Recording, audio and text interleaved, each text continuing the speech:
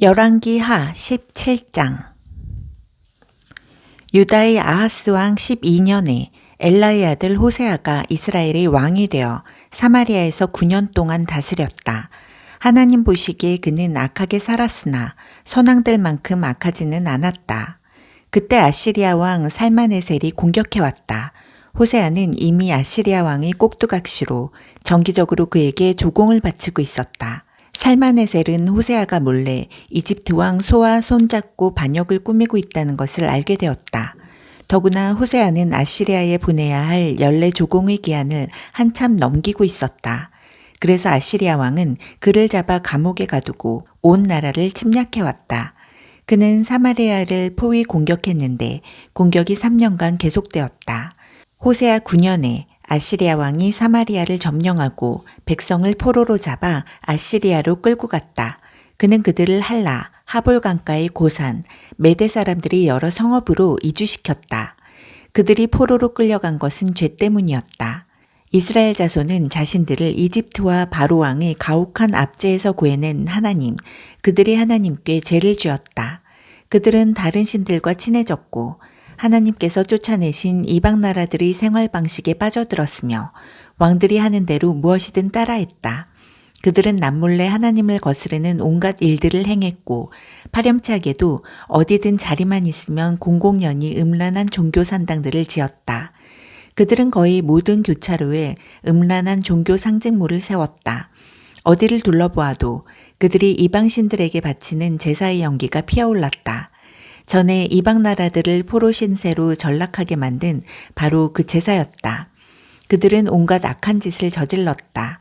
절대 그러지 말라는 하나님의 명령이 있었음에도 마른 나무를 깎거나 흙을 빚어 만든 신들을 고집스레 숭배했고 결국 하나님께서는 더 이상 그들을 참아낼 수 없으셨다.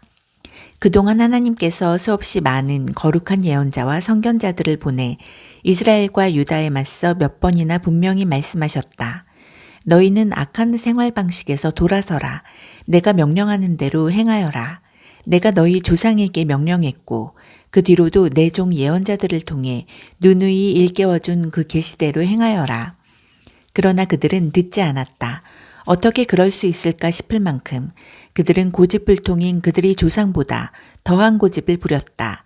그들은 하나님의 지침, 곧 그분이 그들의 조상과 맺으신 엄숙하고 거룩한 언약을 거듭 일깨워주는 경고를 업신여겼다. 주변의 이방 민족들처럼 아무것도 아닌 삶을 살았고 아무것도 아닌 자들이 되었다.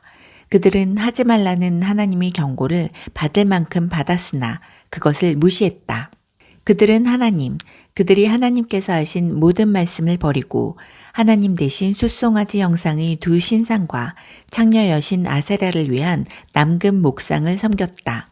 그들은 우주의 하늘신과 여신을 숭배하고 바알의 음란한 종교 산당들에 자주 드나들었다. 급기야는 자신들이 자녀를 불살라 제물로 바치는 지경에까지 이르렀다. 그들은 마법과 주술에 빠져들었다.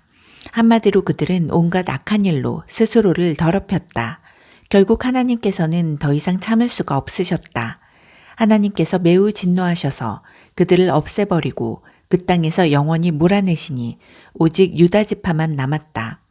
사실 유다도 크게 나을 것은 없었다. 유다도 하나님의 명령을 지키지 않았고 이스라엘이 택한 것과 똑같은 생활 방식에 빠져들었다. 하나님께서 이스라엘과 관계된 자들을 모두 버리셨고 그들의 삶을 괴롭게 하셨으며 침략자들에게 착취당하도록 내버려 두셨다. 그리고 마침내 그들을 눈앞에서 쫓아내셨다.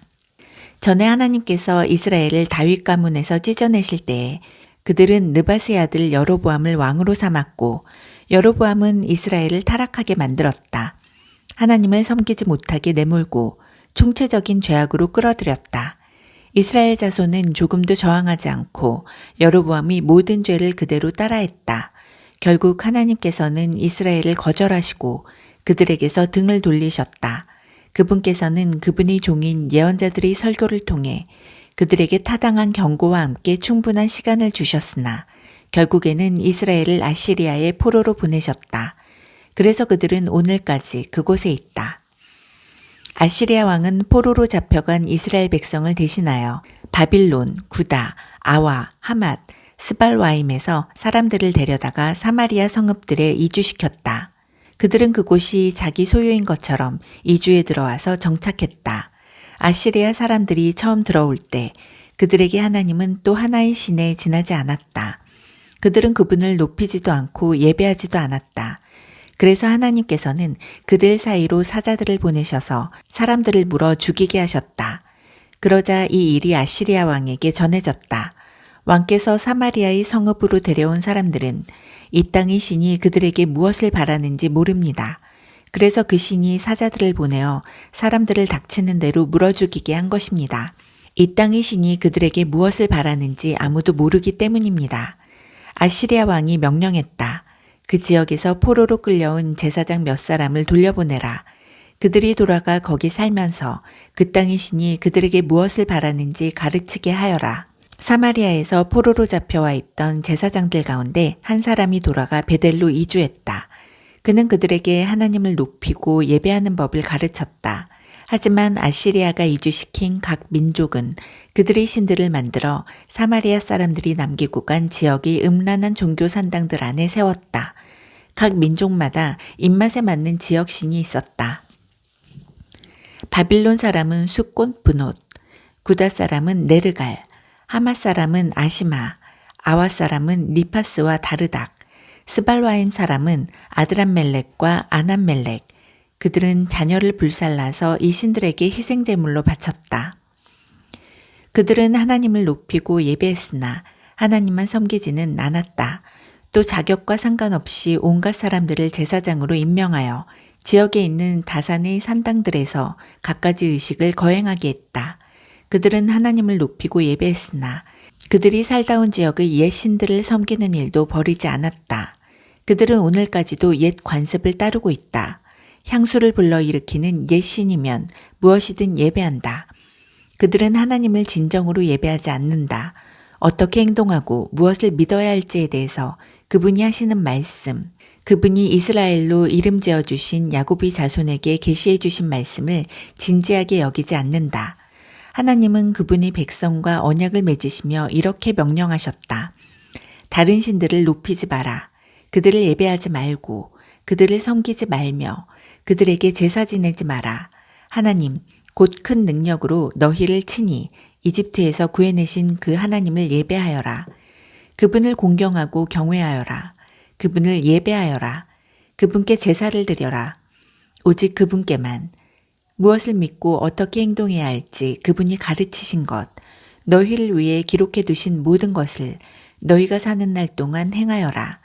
너희는 어떤 경우에도 다른 신들을 예배해서는 안 된다. 그분이 너희와 맺으신 언약에서 너희가 지켜야 할 것을 잊지 마라. 다른 신들을 예배하지 마라. 하나님, 오직 하나님만 예배하여라. 너희를 원수의 압제에서 구원하시리는 바로 그분이시다. 그러나 그들은 전혀 신경 쓰지 않았다. 그들은 늘 하던 대로 겉으로는 하나님을 예배하면서 동시에 자신들의 지역 신들을 섬겼다. 그들의 자녀들도 조상이 한 일을 오늘까지 그대로 따르고 있다.